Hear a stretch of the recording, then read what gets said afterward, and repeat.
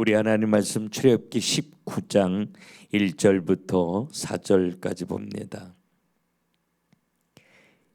이스라엘 자손이 애굽 땅을 떠난 지 3개월이 되던 날 그들이 시내 광야에 이르니라.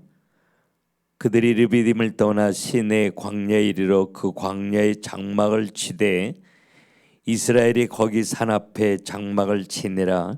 모세가 하나님 앞에 올라가니 여호와께서 산에서 그를 불러 말씀하시되 너는 이같이 야곱의 집에 말하고 이스라엘 자손들에게 말하라. 내가 애굽 사람에게 어떻게 행하였음과 내가 어떻게 독수리 날개로 너희를 업어 내게로 인도하였음을 너희가 보았느니라. 아멘. 하나님이 아브라함을 부르시면서 약속하신 게 너를 축복하는 자는 내가 널 축복하고 혹시라도 너를 저주하는 사람이 있다면 내가 저주할 거야. 그렇게 약속하셨기 때문에 실제적으로 아브라함의 마음을 굉장히 아프게 했던 바로를 하나님이 쫓아가서 징계하시거든요. 근데 이제 그 하나님이 자기가 사랑하는 택한 백성들에게 뭔가 진지하게 이야기하고 싶을 때는 야곱아 이스라엘아 이렇게 부르는데, 오늘도 이제 모세를 통해서 이스라엘 백성들에게 꼭 전해주고 싶은 두 가지 이야기를 하셔요. 그래서 오늘 본문에 야곱의 집에 말하고 이스라엘 자손들에게 말하라. 이거는 이 하나님의 말씀을 들을 때 내가 누군지 알고 듣기를 원하셔요. 이 땅에 모래알처럼 많은 사람들이 있지만 하나님이 나를 택하고 부르시고 구원하시고 우리를 하나님의 자녀 삼으시고 이 세상에 나 하나밖에 없는 것처럼 날 사랑하시고 지키고 보호하셔요.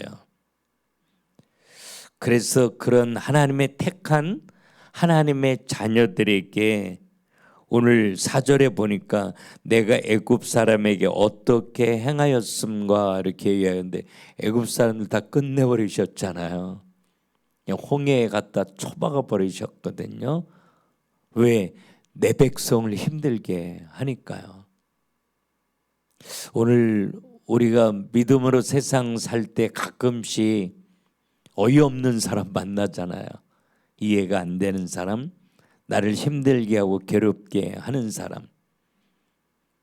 그럴 때 내가 어떻게 하려고 하지 않냐고 예수 이름 부르고 기도하면 애굽 사람을 거꾸로 들어놓으셨던 그 하나님이 날 사랑하셔서 날 위하여 하나님이 무너뜨리셔요.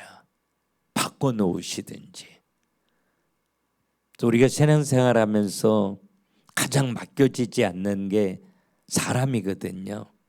바뀌어지지 않는 내 남편, 내 부모, 늘 내 곁에서 나를 힘들게 하는 사람이요. 그러나 하나님이 내 하나님 맞다면 애굽 사람을 책임져 주셨던 그 손으로 하나님이 그를 통한 아픔과 괴로움 가운데 날 지키고 보호하셔요. 그 사람을 바꿔놓든지 거꾸로 세워놓든지 말해요. 하나님이 지금 그 이야기를 하시는 거죠. 애굽 사람 때문에 죽을 것 같았지, 힘들었지. 근데 내가 어떻게 했어? 내가 널 사랑하기 때문이야 라고 하는 거. 근데 하나님이 택한 이스라엘 백성들과 함께 하시고 사랑하시고 지키시고 보호하시는데 어려움이 너무 많이 있었던 거죠. 그 어려움 만날 때마다 원망하고 불평하고 낙심하고 좌절할 때 굉장히 많이 있었잖아요.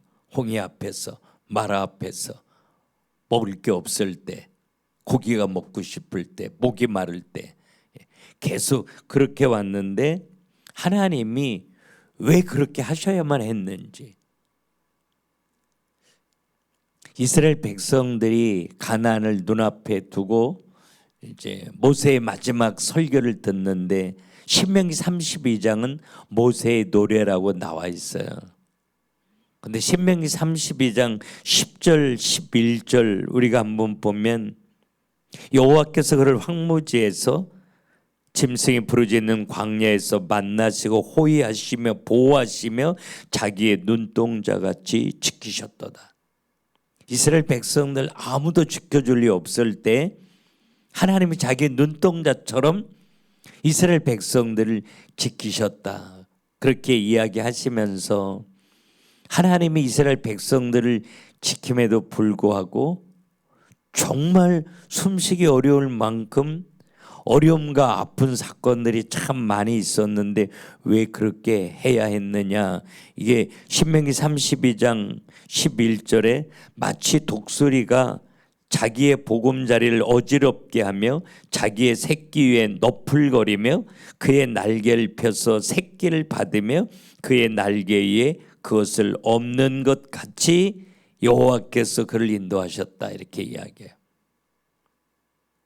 이사야 40장 31절에도 오직 여호와를 앙망하는 자는 새 힘을 얻으리니 독수리 날개치며 올라감 같을 것이라.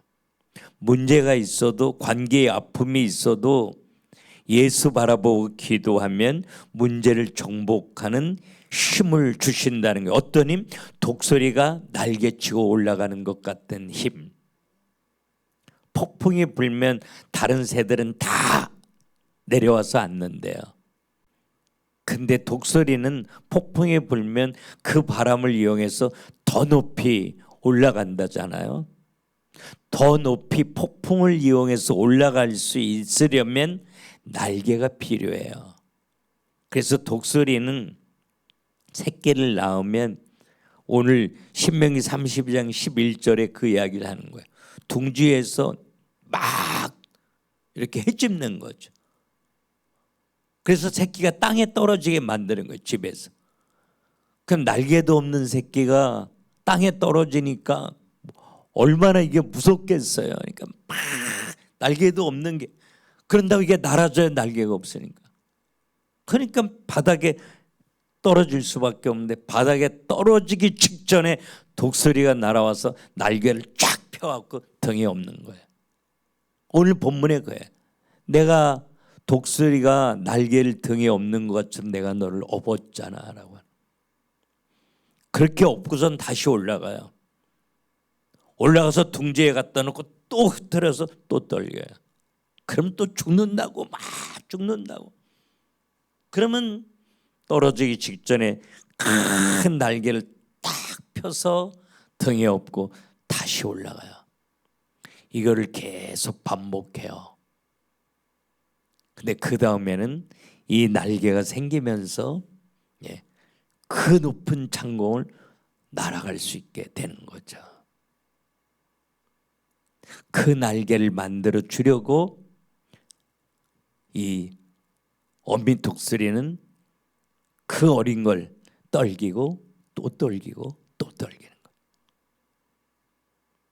오늘 하나님이 이스라엘 백성들에게 문제를 정복하고 하나님의 뜻을 이룰 수 있도록, 많은 사람들이 문제나 실패 앞에, 심각한 관계의 갈등 앞에 무기력하게 무너질런지 모르지만 내 백성만큼은 문제를 정복하고 그들을 살리기를 원한다는 거예요.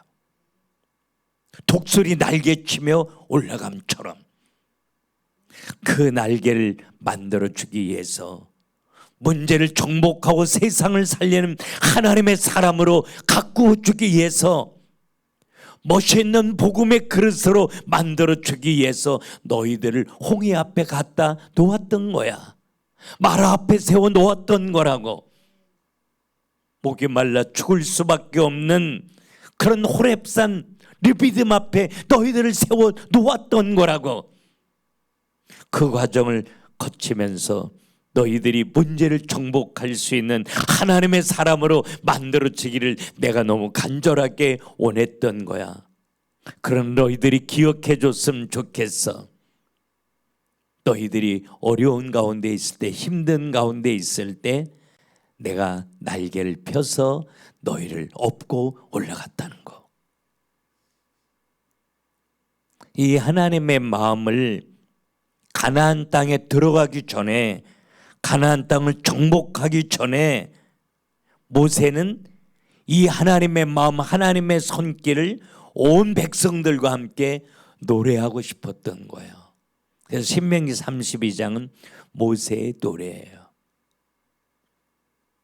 나를 멋진 복음의 그릇으로 만드시려고 가끔씩은 내가 원하지 않는 문제나 갈등 앞에 날 세우시고 날 새롭게 하시고 나에게 새로운 꿈을 주시고 문제를 정복할 수 있는 멋있는 십자가 군병으로 만들어 주시는 줄로 믿고, 문제나 관계 갈등 앞에 무기력하게 무너지지 아니하고 문제를 정복할 수 있는 복음의 사람으로 날 가꾸어 주시옵소서.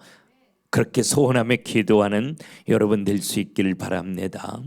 기도합시다. 하나님, 우리를 너무 사랑하셔서 독수리 날개치며 올라가는 것처럼 문제를 정복하고 세상 살리는 복음의 사람으로 만드시려고 우리에게 사랑으로 문제를 허락해 주신 줄로 이제는 믿습니다. 문제 앞에 좌절하지 아니하게 하시고 원망하거나 불평하지 아니하게 하시고 문제를 통해 오히려 주께로 더 가까이 나아가는 하나님의 사람들이 다 되게 하여 주옵소서. 이제는 문제를 통해 주께로 더 가까이 나아가고 문제를 정복하고 세상을 살릴 수 있는 멋있는 복음의 그릇으로 우리를 가꾸어 주옵소서. 그리고 마음껏 축복하시고 세상 살리는 이 일을 위해서 하나님, 우리 한 사람 한 사람 아름답게 사용하여 주시옵소서. 예수님의 이름으로 기도 올리옵나이다. 아멘. 이 시간에 우리 다 같이 눈을 감고 기도하겠습니다. 기도할 때 내가 만난 문제나 갈등은 우연히 온 것이 아니라 하나님의 손 안에서 온 것입니다.